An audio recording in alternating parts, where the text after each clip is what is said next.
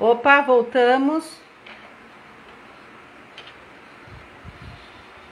Esperando o Dr. Charles, meninas. Desculpe o contratempo.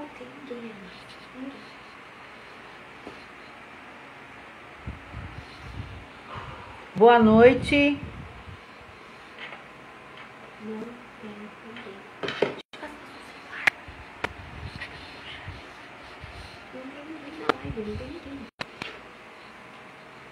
Dr. Charles, Luísa, Josiane 95 entrou. Meninas, desculpem, tivemos uma série de problemas com a página do projeto. Parece que hoje o Instagram não está colaborando muito. Aguardando o Dr. Charles.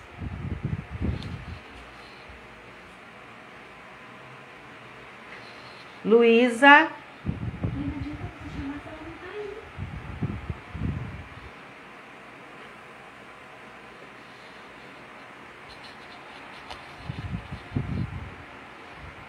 Josiane.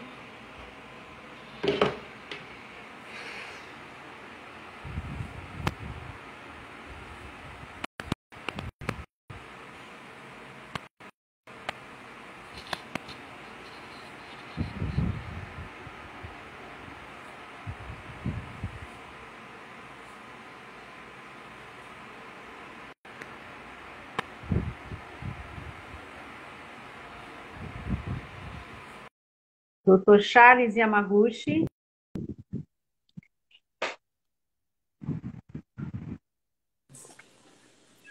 Opa, conseguimos, Dr. Charles. Olha, essas tecnologias, eu não estou acostumado não, viu?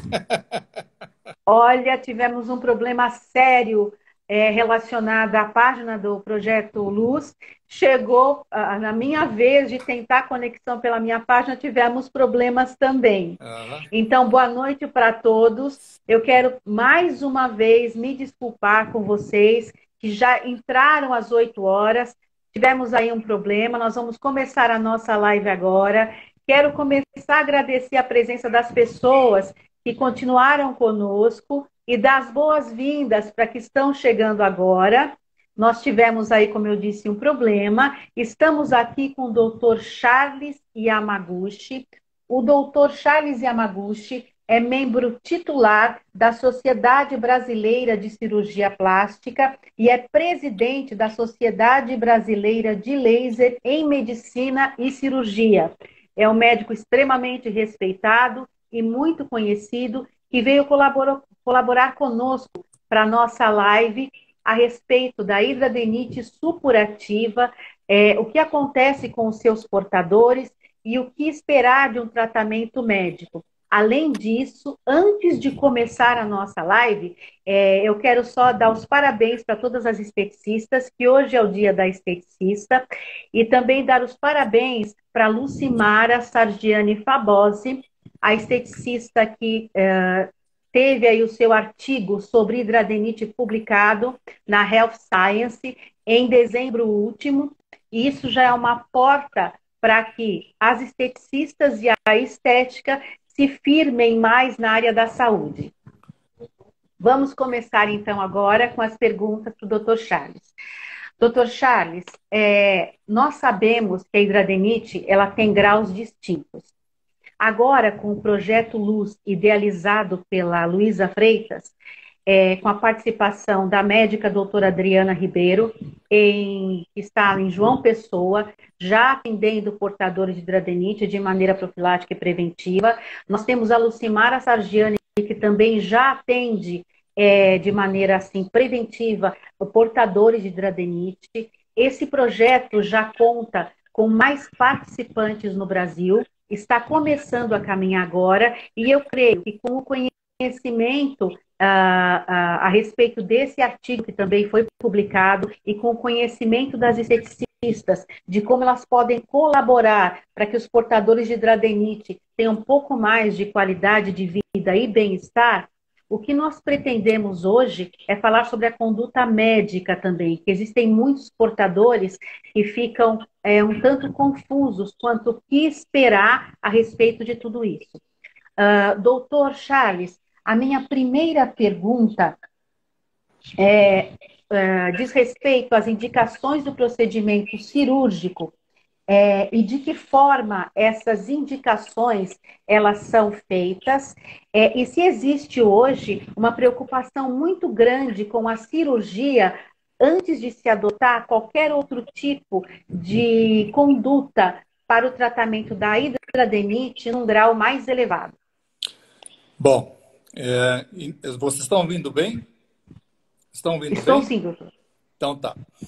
Bom, primeiramente eu queria agradecer o convite, né? É um prazer enorme estar aqui conversando com vocês, né? Eu só falei, sou membro titular da Sociedade Brasileira de Cirurgia Plástica e, na verdade, eu não sou o presidente atual da Sociedade de Laser, já fui fundador da Sociedade de Laser, fui presidente por 2 mandatos, né? E agora a presidente eleita é a doutora Audrey Morfitton, né? Então, ela que está assumindo a presidência este ano e desejo uma boa gestão para ela. Em relação à hidradenite supurativa, então vamos primeiro tecer alguns conceitos, né? Em relação a esta patologia. Em primeiro lugar, ela é uma patologia que muito poucas pessoas dão atenção. Então, eu acho que esse trabalho, né, realizado por vocês, ele é muito importante, porque o que nós temos que evitar é justamente o tratamento médico, né? O tratamento médico, ele é um tratamento agressivo, principalmente o cirúrgico, né? É um tratamento muito agressivo e que poucas vezes tem um bom resultado, um resultado satisfatório e, no geral, é extremamente agressivo e mutilante para as pessoas, né?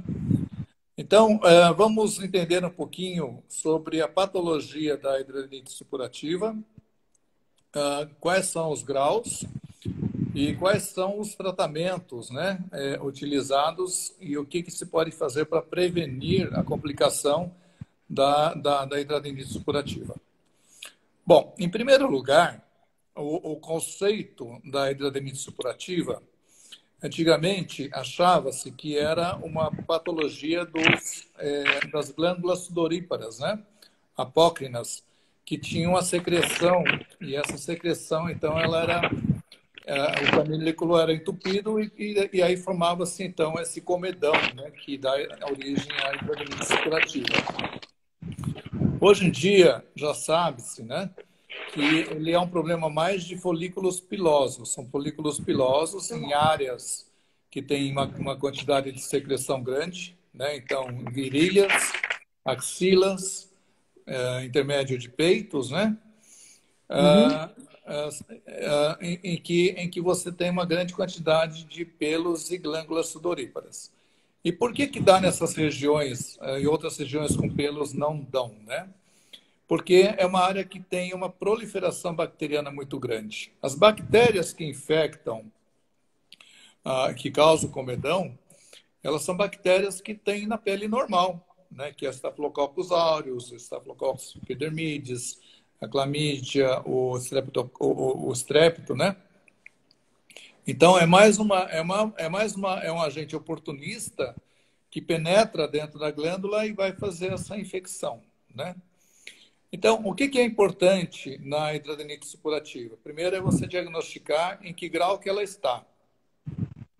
Nós temos basicamente 3 graus, né, de acometimento. O primeiro grau é aquela formação inicial, ela forma um nódulozinho, a pessoa acha que é uma espinha, que é um pelo encravado e não dá muita bola. E aquilo ali persiste, e ela não trata e aquilo forma como se fosse um tumor, um caroço, né? E ali as bactérias vão se proliferando. E a pessoa acha que aquilo ali é um pelo encravado, tal, e não dá muita bola. O que vai acontecendo, né? A hidradenite supurativa, ela é um procedimento que vai de fora para dentro. Então, esse comedão ele começa a infiltrar, ele forma um nódulo, né? Esse nódulo pode ter colonização de bactérias ou pode ser um nódulo acético. E o que acontece? Isso vai passando de glândula para glândula, né? Então, ela vai formando Uhum. novos comedões, e isso tem muito a ver com a parte hormonal. Ainda não se sabe exatamente qual o mecanismo que forma, que estimula a formação da hidradinite supurativa, mas ela vai formando como se fossem canalículos internos, né? Ela vai se fistulizando e vai cometendo outras glândulas. No final, então ela tem o grau 1, que é o início, que é aquele comedão único, né? Aí o 2, que é a fase já mais avançada, e a 3, quando você tem uma boa parte das glândulas já acometidas e você tem essas crises, né? Que acontecem frequentemente e que são extremamente dolorosas, extremamente inconvenientes. Imagine só uma mulher, infelizmente, acomete mais mulheres do que homens, né? Na Uhum. proporção de 3 para 1. Então, são 3 mulheres a cada um homem, né? E aí o que acontece? Imagine só a mulher que tem esses comedões, que tem essa. Eles começam a supurar, começam a abrir, né? Formar fístulas, né? E com extremo mau cheiro, porque as bactérias, infelizmente, elas produzem esse odor, né? É o odor da glândula sebácea.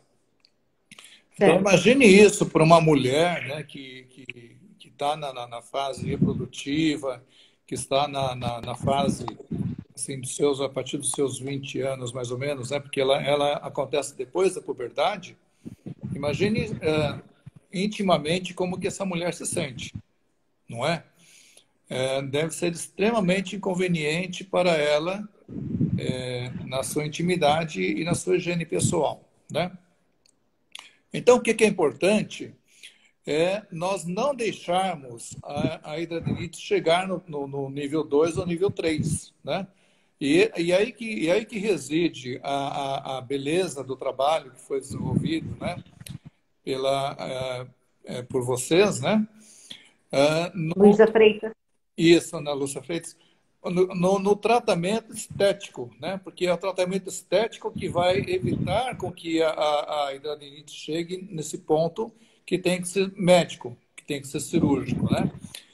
Então, Uhum. vamos lá atrás. O que leva a pessoa a entrar nessa fase de agressividade, de lesões secundárias? Primeiro, é falta de higiene, né? Você não pode ficar mexendo a região, tentando espremer as espinhas, né? Como se fosse uma espinha. A hidradinite, ela cresce para dentro, então você tenta espremer, ela não sai, ela não se rompe, a não ser que ela já esteja com aquela capa de pus, né? Ela esteja em Uhum. fase já de explosão. E aí o que acontece? Aquilo ali vai explodir e vai contaminar todos os outros folículos pilosos, né?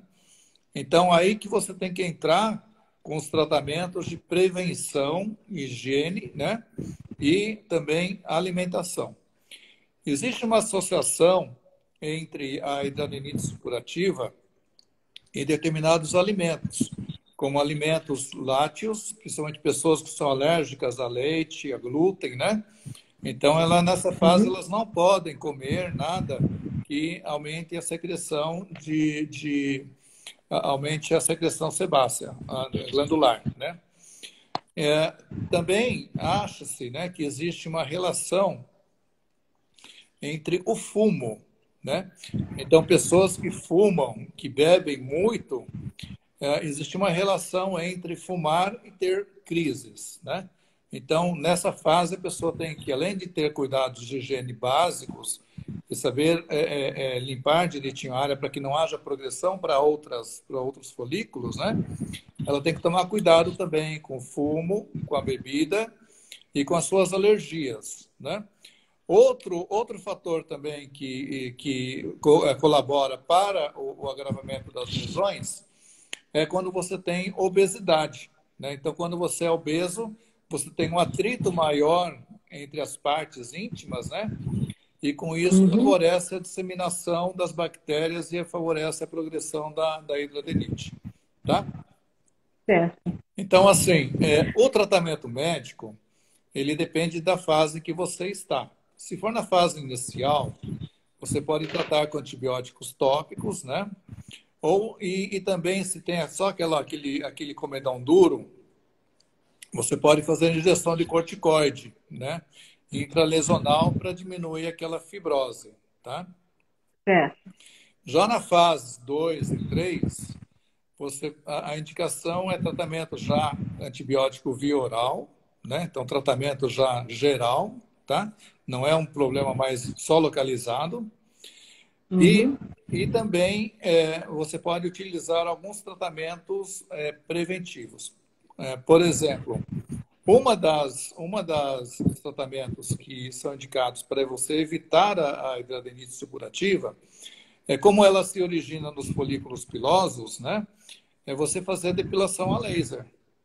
Então, existem vários trabalhos que mostram que pacientes que fazem depilação a laser, quer dizer, que destroem o bulbo capilar, têm menor incidência de complicações ou menor incidência de hidradenitis supurativa, tá? Uma das maneiras que você tem de saber se você vai ter ou não é a história familiar, né? Normalmente, filhos de pessoas que têm hidradenitis também têm uma tendência maior a ter a hidradenitis supurativa, tá? Então, você já sabe que você tem tendência, você já sabe que você tem os fatores necessários, né? Ovários policísticos, né? Pessoas que têm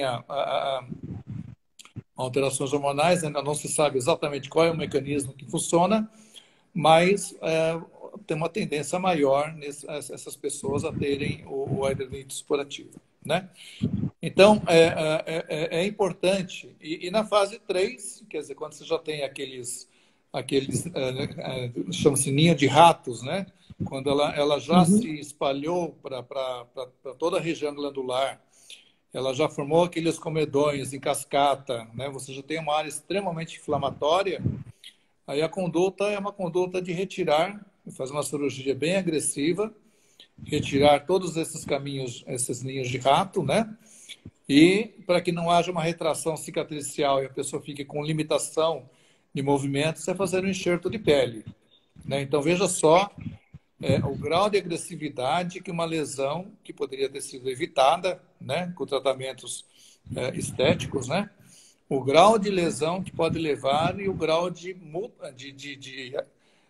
agressividade cirúrgica que um tratamento que às vezes você necessita fazer para fazer uma cirurgia higiênica, né? Aí nós estamos falando de cirurgias higiênicas com um grau de recuperação muito complicado, nunca fica bom. O enxerto ele não é uma pele normal, né?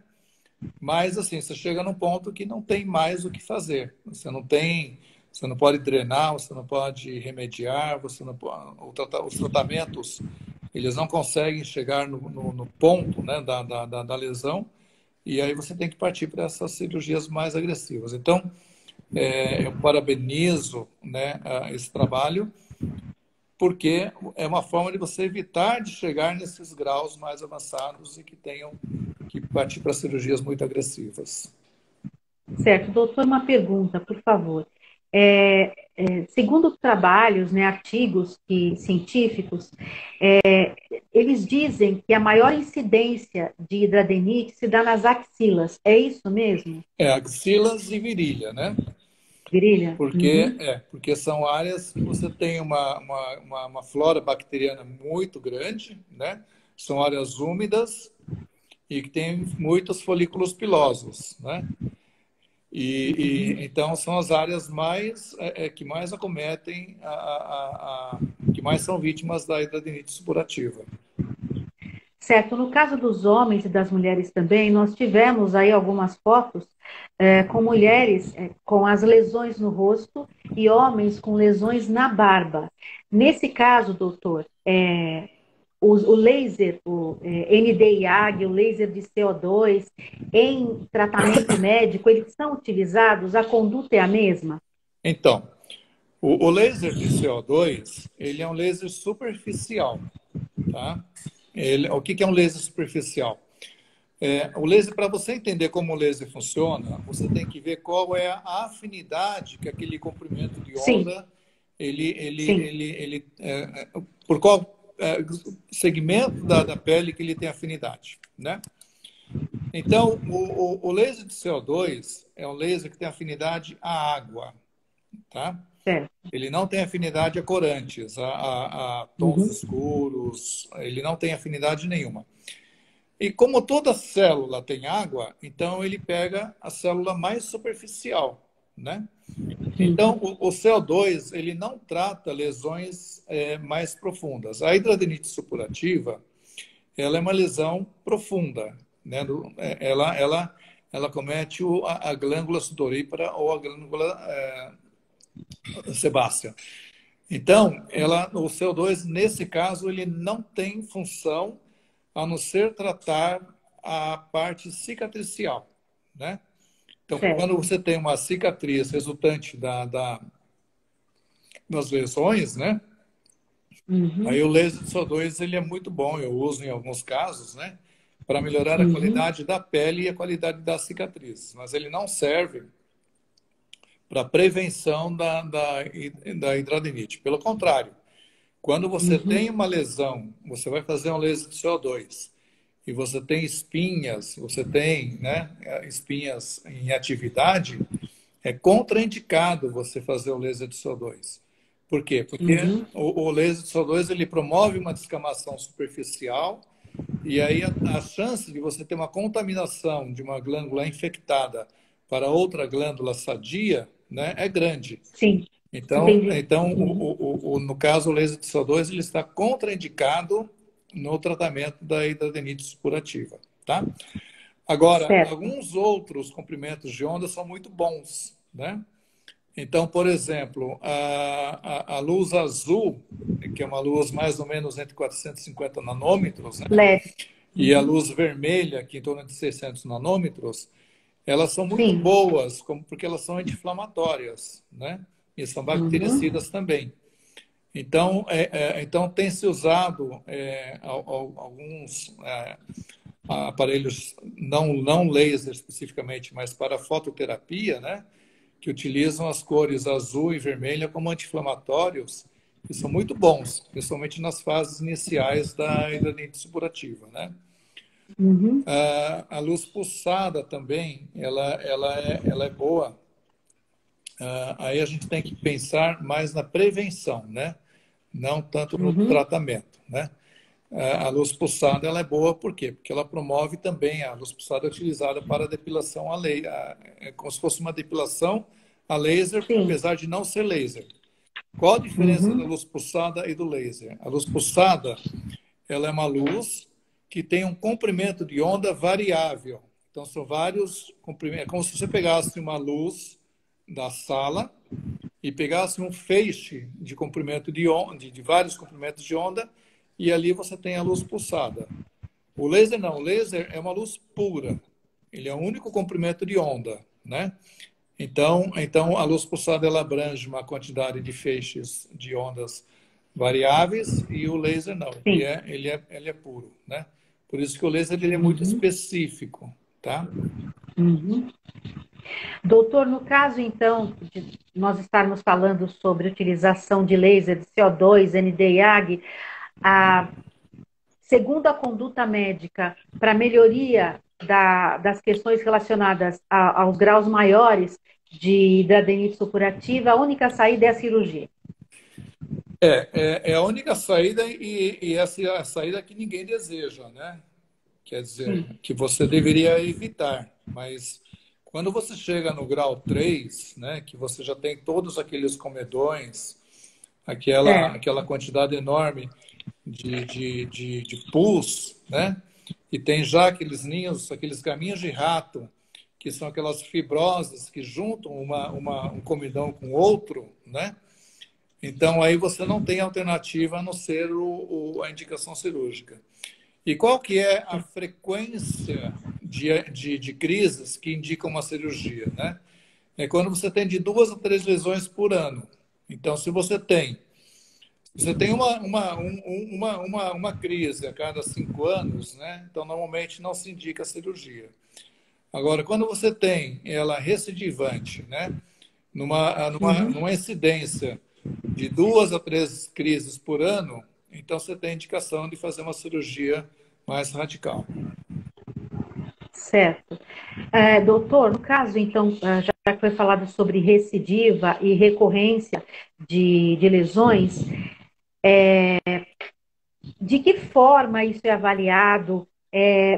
Como é que o médico se comporta quando um paciente chega? Porque o paciente que tem hidradenite recidiva, recorrente, ele já está com seu aspecto emocional, psicológico, bem abatido e procurando uma solução que por vezes deixa marcas, né, cicatrizes hipertróficas, queloidianas. Como é que se comporta o profissional da saúde, o cirurgião, nas recomendações a esse paciente? O paciente que tem a hidradite supurativa, normalmente é o paciente que já rodou muitos médicos, né? Por quê? Porque ele não quer fazer cirurgia, ele quer uma solução que, né, que não seja muito agressiva. Então ele já rodou endócrino, já foi no ginecologista, já fez tratamentos clínicos, né? Já tomou todos os antibióticos possíveis, já fez luz ultravioleta, infravermelho, fez ozonioterapia, mas assim, então ele chega extremamente debilitado mentalmente, né? E, logicamente, Uhum, você vai indicar a cirurgia quando não tem mais outros tratamentos, né? Agora, o que é mais importante, ô Magda, é entender que o tratamento da hidrodenite é um tratamento multidisciplinar, né? sim, Ele é um também tratamento. acredito. Não adianta o médico só dar medicamento se ele não atua localmente, né? Uhum, Você tem que fazer um tratamento conjunto, né?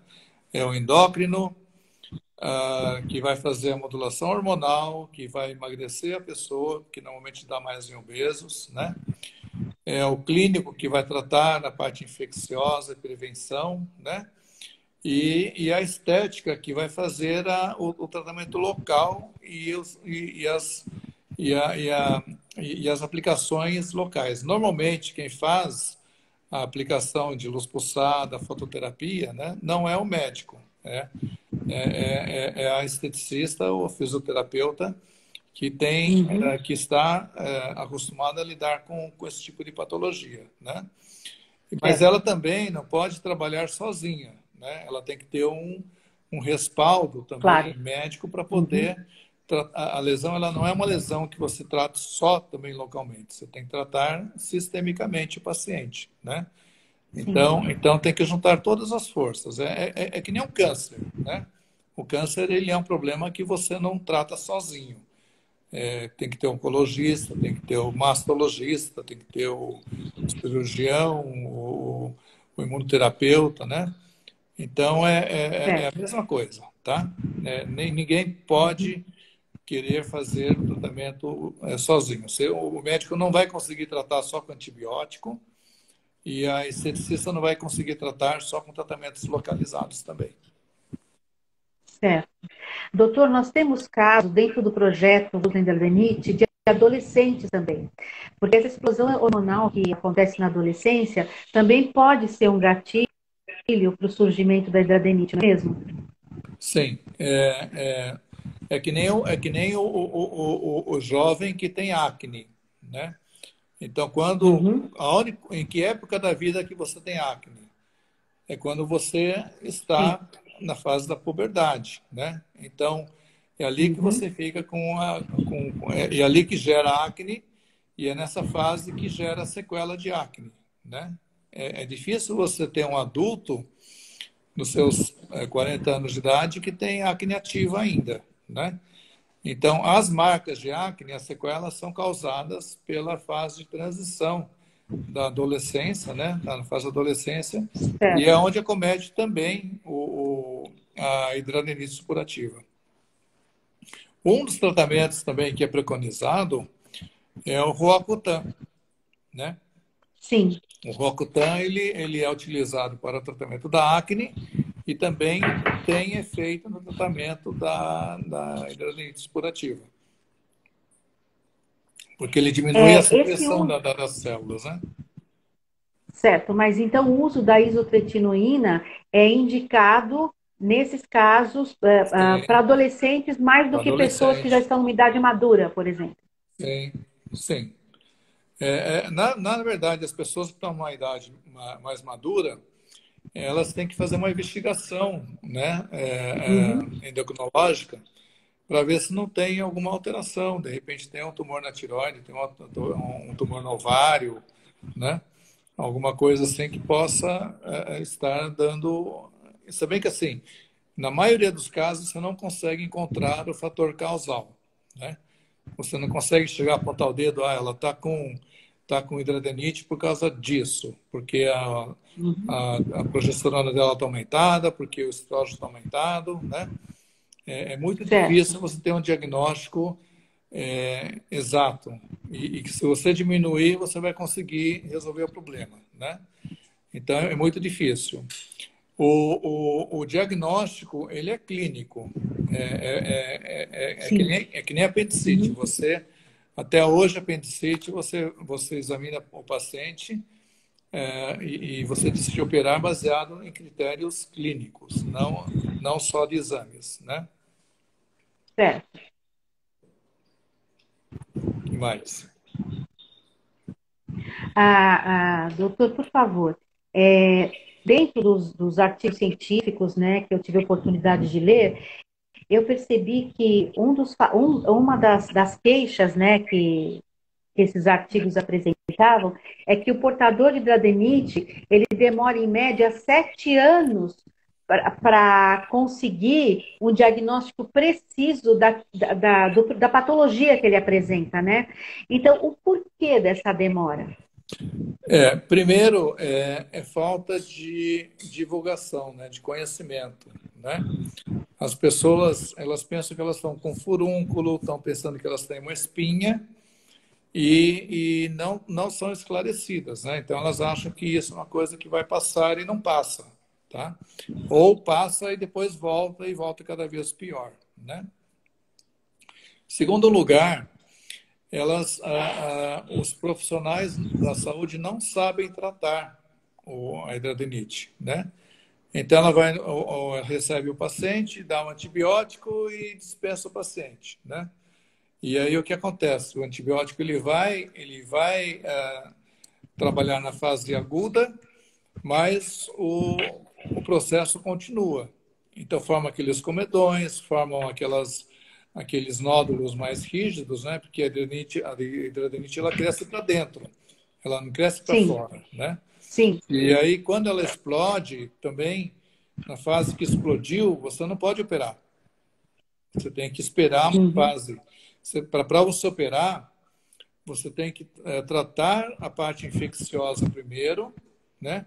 Deixar o mais estéril possível para que não haja contaminação na cirurgia, né? Se o paciente vem para você naquela fase que está cheio de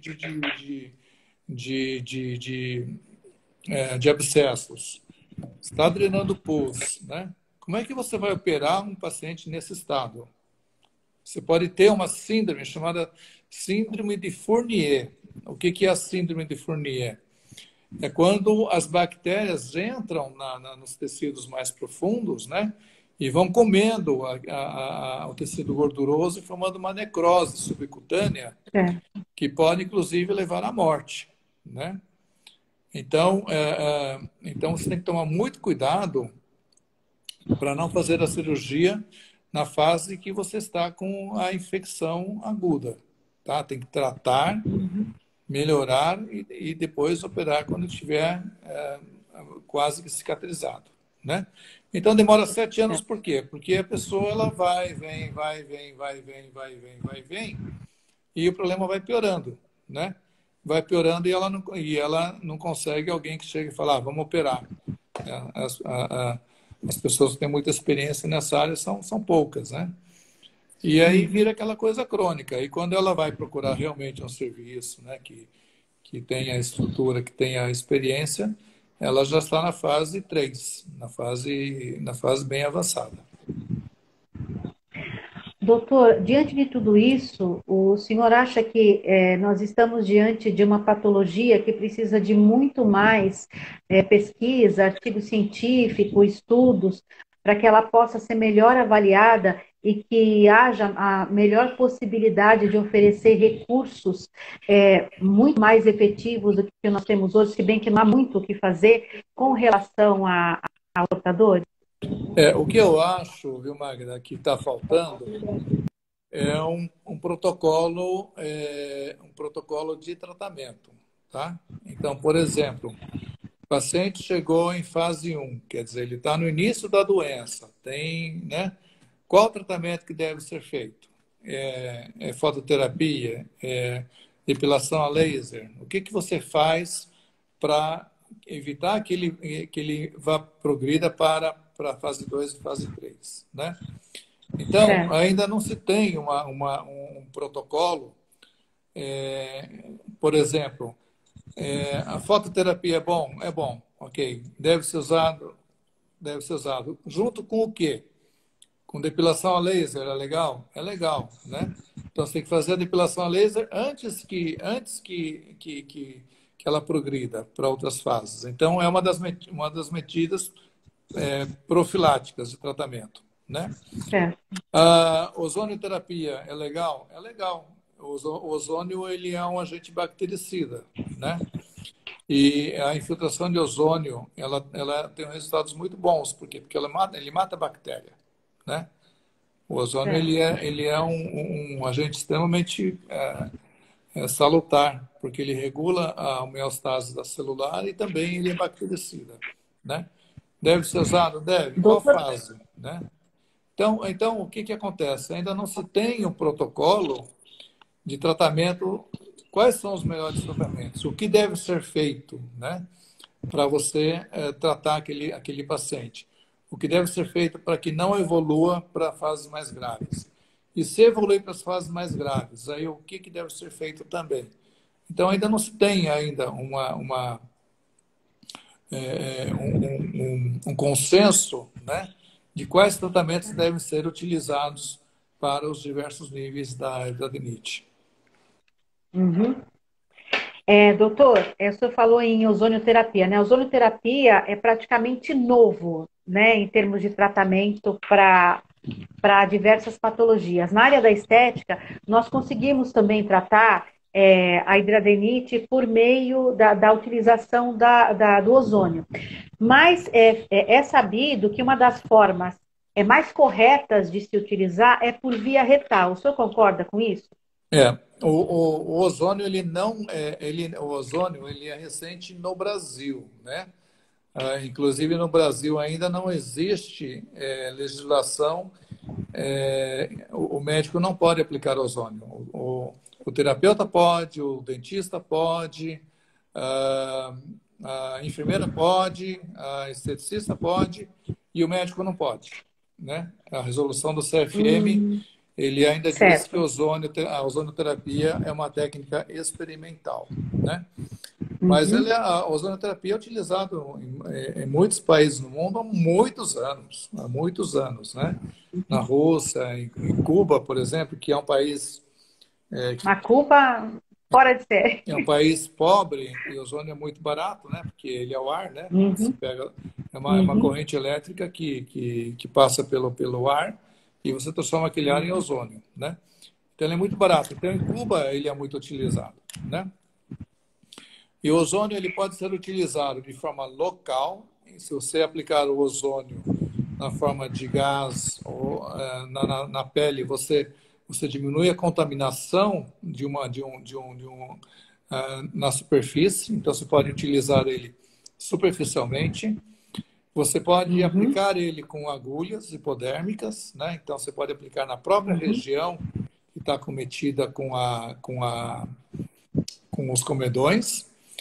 Você pode aplicar a via retal, né? Então, você Uhum. introduz uma microcanulazinha no ânus, né? E você Uhum. injeta o ozônio, ele vai ser absorvido pela mucosa. Você pode injetar ele intravenoso, então você normalmente tira 200 ml de sangue, faz ozônio na bolsa de sangue, né? E devolve ele, então ele vem o sangue ionizado, ozonizado, né? Certo. Certo. E você É, pode doutor, utilizar, e só para terminar, e você pode utilizar ele pois- também intramuscular, né? ah, O ozônio do sangue e injeta no músculo, no bumbum.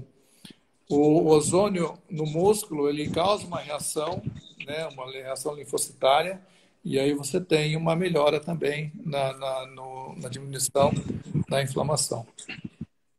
então, doutor, no caso, nós da estética que estamos aí com o projeto Luz na Hidradeniite, que nós trabalhamos com LED, com laser de baixa potência e também com ozonioterapia, o óleo ozonizado, por exemplo, nós estamos no caminho certo Com nessa questão certeza, da prevenção.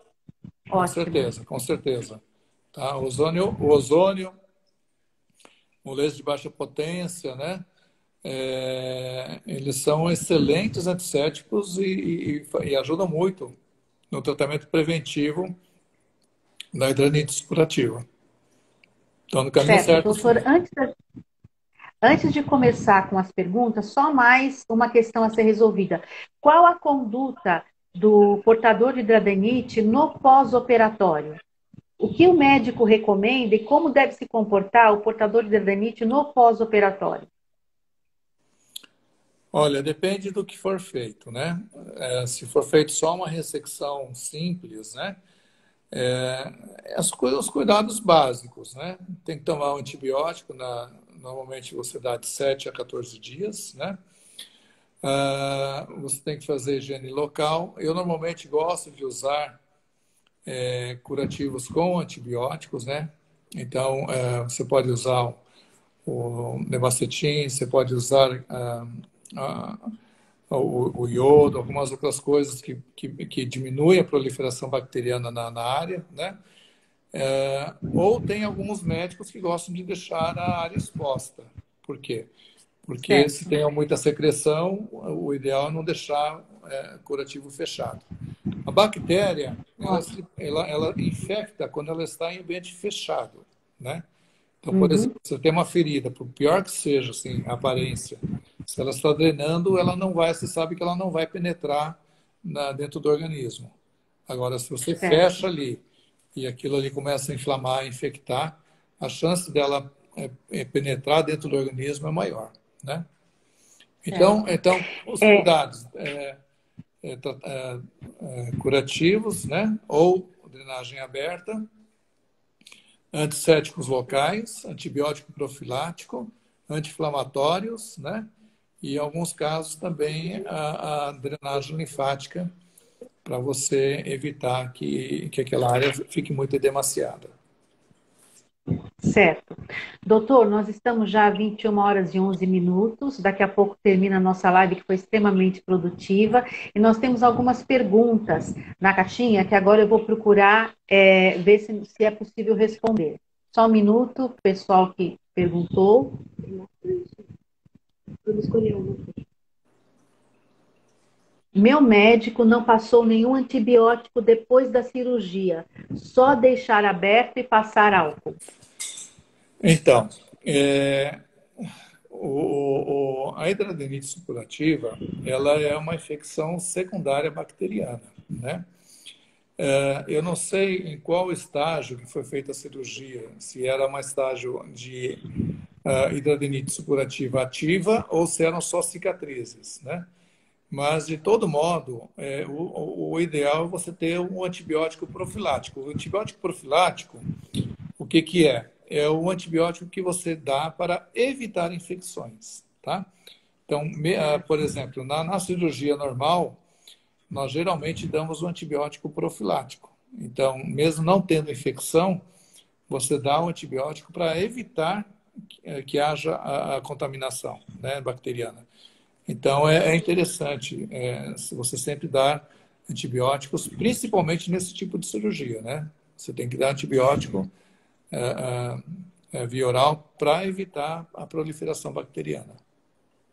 Então, a Herbênia Freitas, a pergunta respondida. Mais alguma?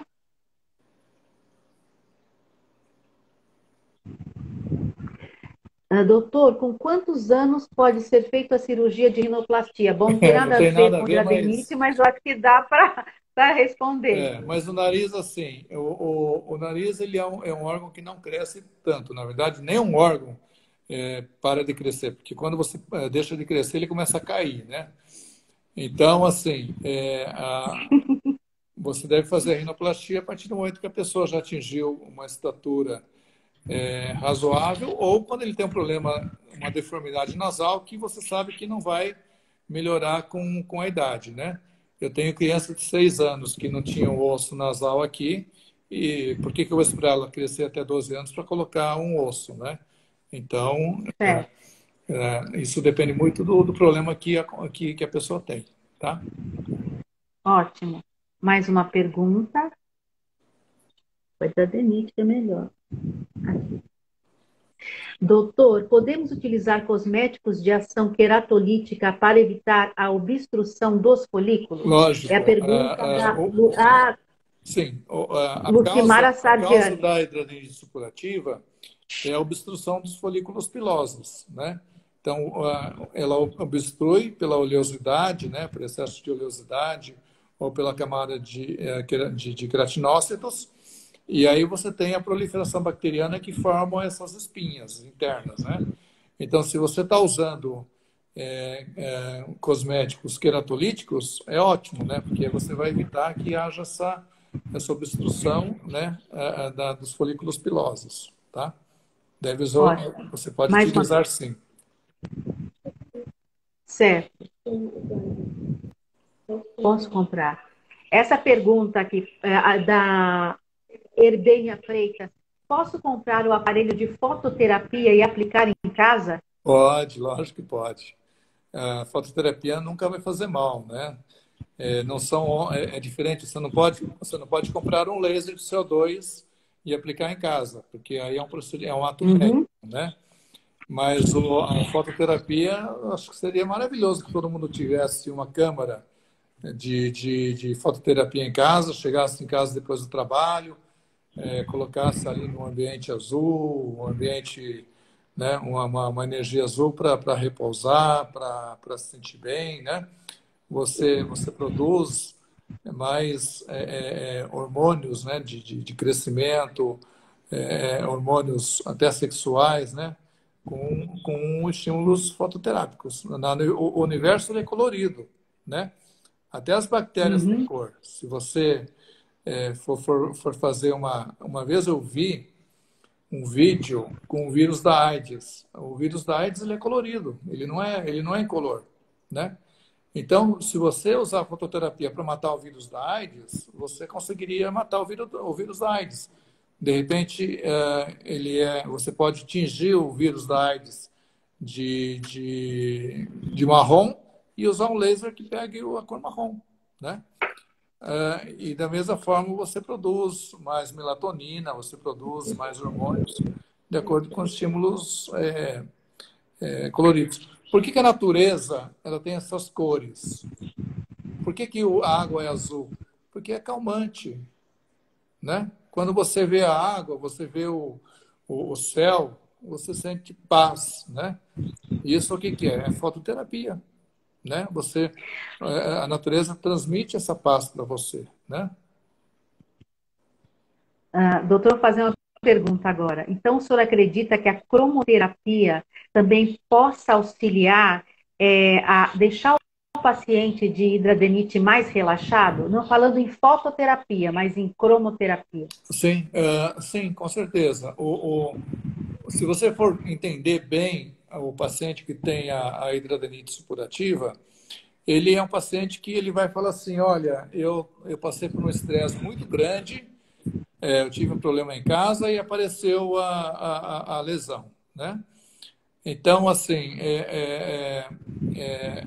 com certeza, o aspecto psicológico ele é muito importante também. Você não tem herpes. Você tem herpes quando? Quando você está estressado, quando você está com imunidade baixa, né? Quando você está Uhum. nervoso, quando você teve algum problema em casa, ou algum problema familiar, algum problema emocional.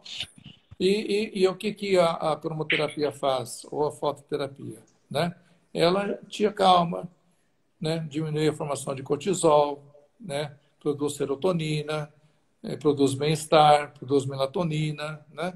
Então você equilibra o seu consciente e o seu inconsciente também com a cromoterapia. Certo, mais uma pergunta.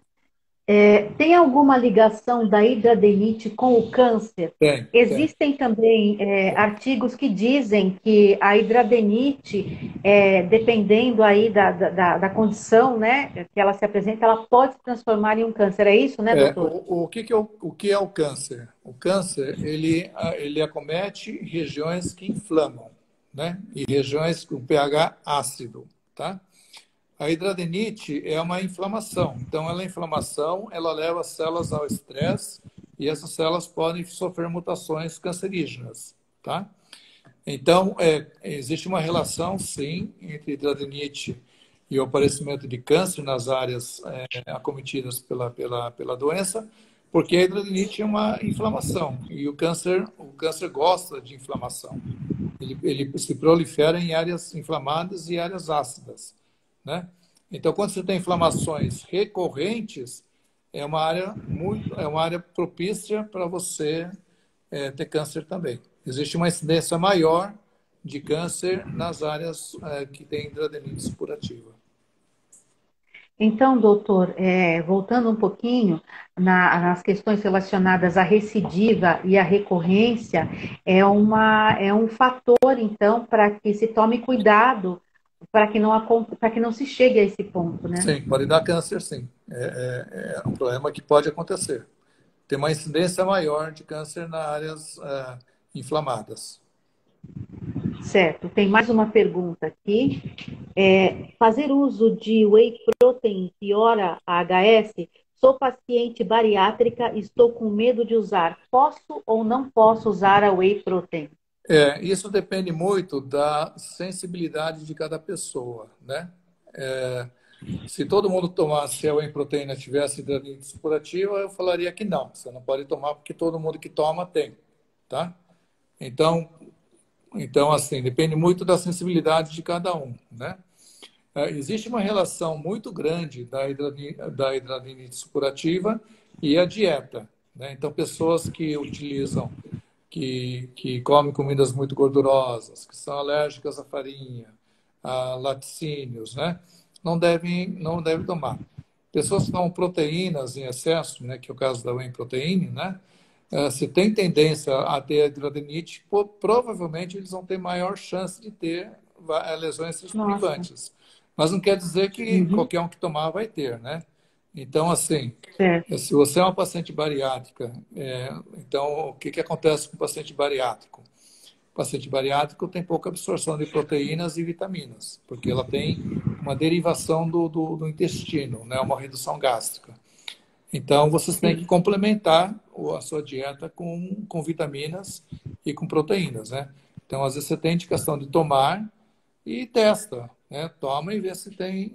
Se você não tiver hidradenitis supurativa, provavelmente você não vai ter também tomando proteína, tá? Mais uma pergunta da Jéssica. O uso do anticoncepcional pode ser utilizado como tratamento para a hidradenite? Sim, sim, sim. Muitos médicos, eles utilizam o anticoncepcional não como anticoncepção, né? Não para prevenir a gravidez, mas para regular o ciclo hormonal, tá? Então, o anticoncepcional, ele vem para... Você vai tomar naqueles dias, vai parar os 5 dias, você vai menstruar, e ele vai regular o teu ciclo hormonal. E se sabe que a hidradinite supurativa ela tem uma relação com alterações hormonais, né? Principalmente na fase da puberdade. Então, o anticoncepcional, ele regula a secreção hormonal e ele é utilizado bastante para diminuir a incidência da hidradinite supurativa. Certo, doutor. A pergunta da Herbênia: acabei de operar as duas axilas, mas a parte de baixo continua. A luz azul pode me ajudar? Sim, o azul ele é anti-inflamatório, né? Eu utilizaria não só o azul, como o vermelho também, né? Que o azul é uma frequência de 450 nanômetros a 500 nanômetros e a vermelha é em torno de Uhum. 600. Os dois são anti-inflamatórios, né? E eles são muito utilizados para diminuir a inflamação nas áreas. Você pode usar sim, tá? Pode usar sem problema nenhum. Não vai fazer mal, de jeito nenhum. Certo. Nós temos aí mais alguns minutinhos antes do encerramento da nossa live. Eu acredito que não tenha mais pergunta. Deixa eu dar só uma olhadinha aqui.